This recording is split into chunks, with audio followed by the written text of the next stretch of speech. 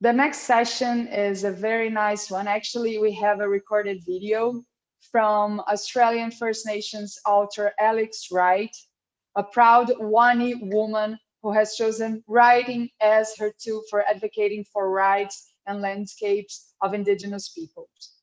In 2007, she won the prestigious Miles Franklin Award for her fiction novel Carpentaria, about the native landscape of her own Wani people. And in 2018, won the Stella Prize for Tracker, a memoir about its namesake Aboriginal leader. Here she inspires us with her thoughts on environmental state of the world and what it means to be a brave storyteller, turning the pen into a powerful tool of positive change. So to watch her, you have to go to the agenda and then you have to touch like view recording, I think it's view recording. Let me just check it. You go to the agenda, then you find the panel, and then you go there and you see recorded video. You type recorded video.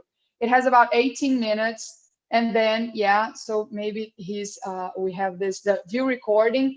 And if you are on the app, it says recorded video. So it depends if you're on a desktop or if you're on the app. Then after you finish, it's about 18 minutes. I ask you to join me back here in this view stream. You have to touch view stream to come back so that we can chat. And I want to ask you guys to tell me what has been touching you so far in the forum. So if you could chat with me, then I can read the answers when we're back. See you guys in a while.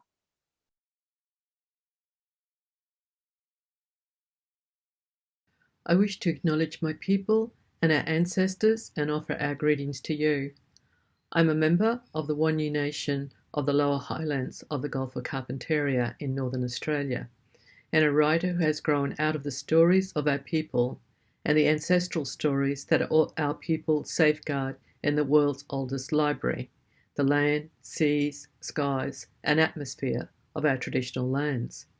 It has been through these stories that we know how closely related and interconnected we are, and not only to each other, but where everything else in our place and in the continuous cycles of life is also close family to us too.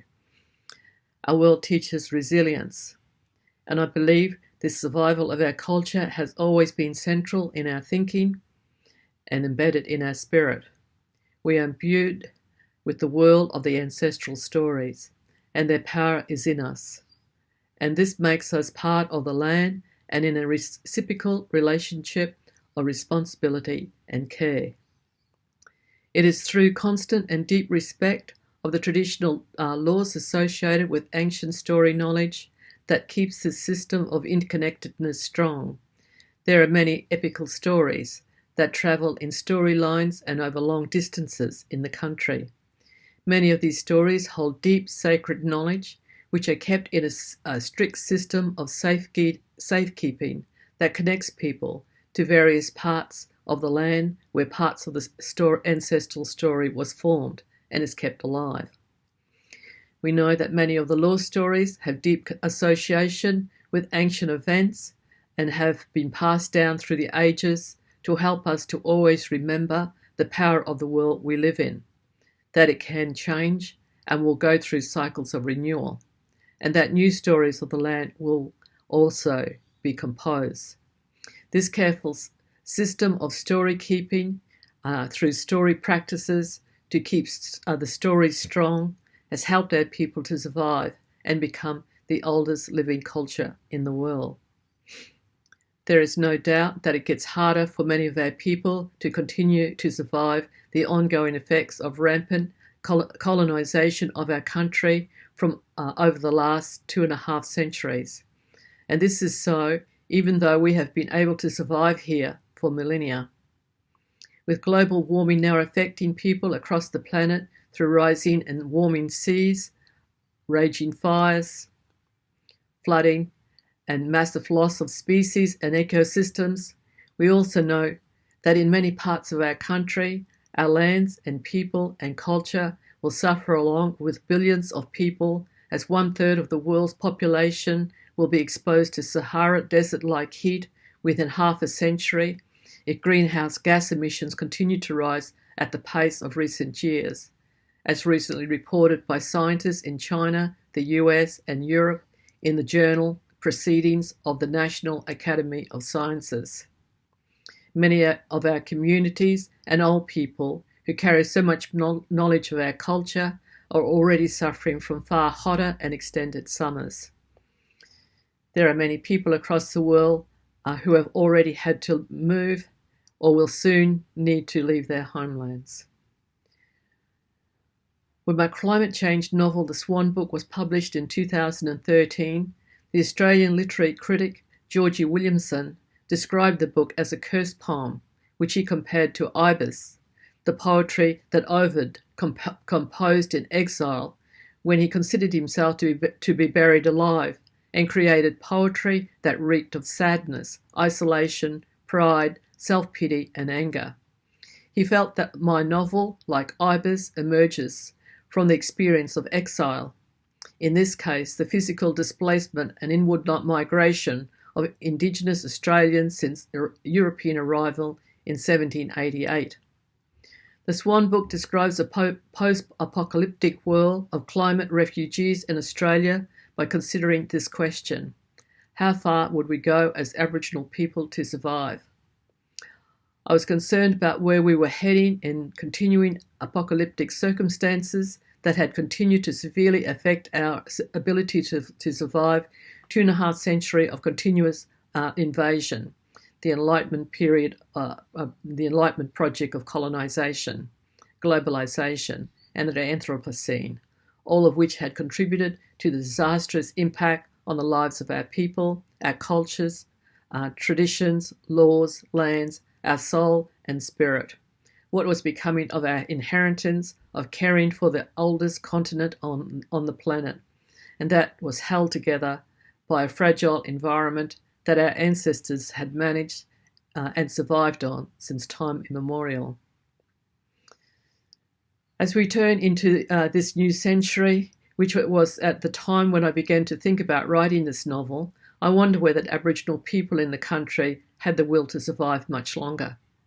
It was a period of time when Australian governments were waging a far more vicious narrative war against the dignity and rights of Aboriginal people.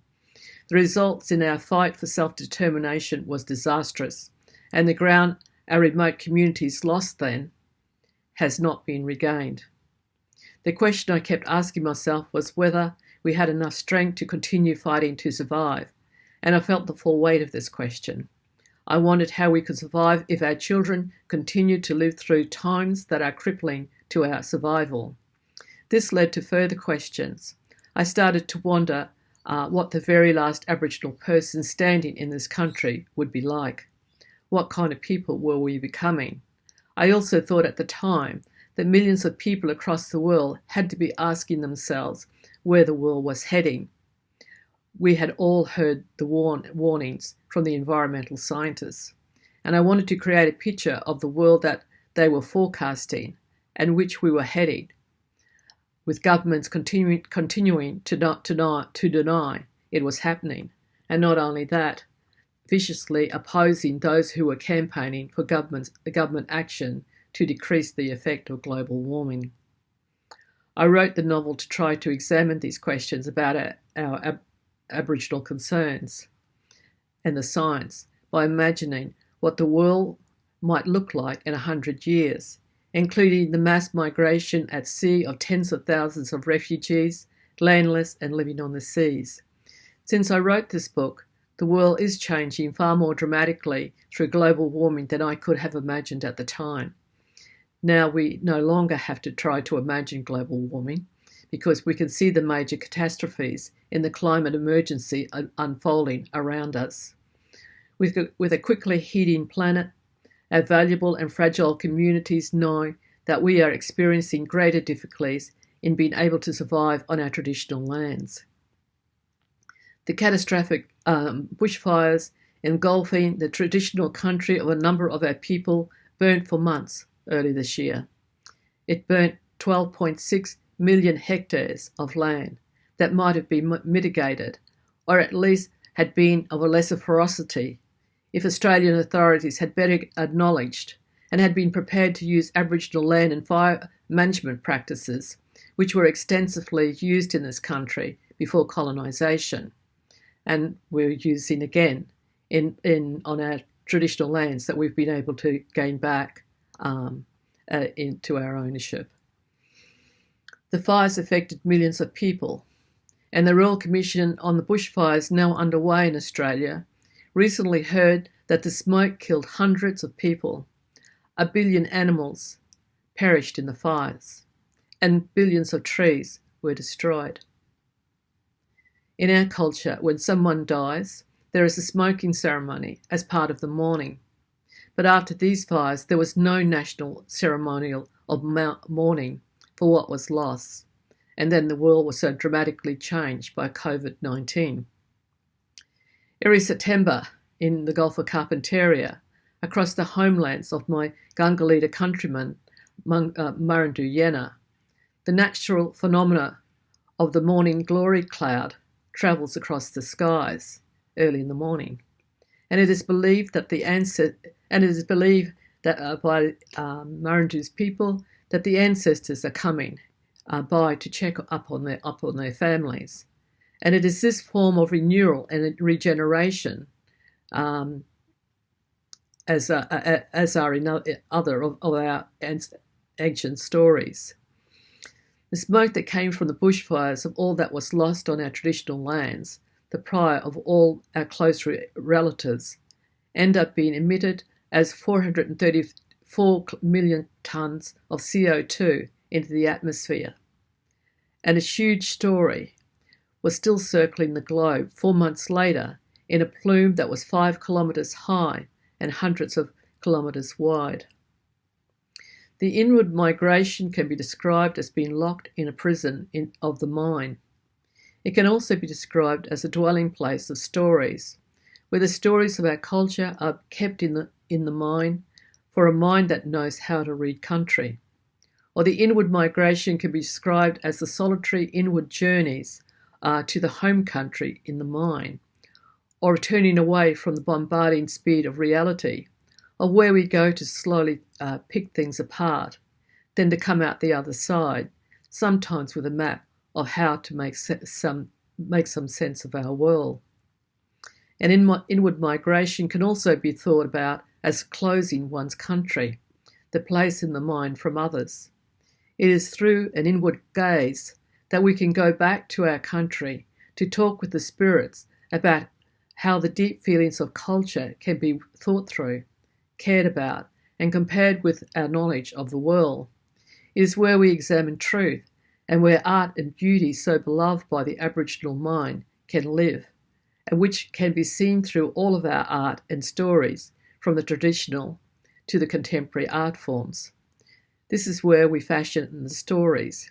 We flourish by making new stories, bringing new sagas into our world of the all times, including dealing with the stories of consolation, redemption, and reckoning. The world will always need its dreamers, and we all have the capacity to dream.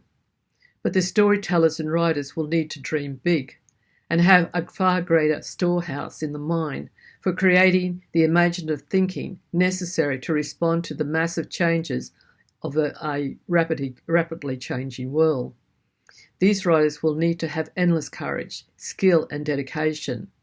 I believe what the world desperately needs right now, and will need far more of in the future, will be certain types of writers who have learned how to become far more powerful storytellers of the universal local, by being story makers of the changing realities of millions of people who will need stories that they can know and understand and recognise, and will help to make sense of the world.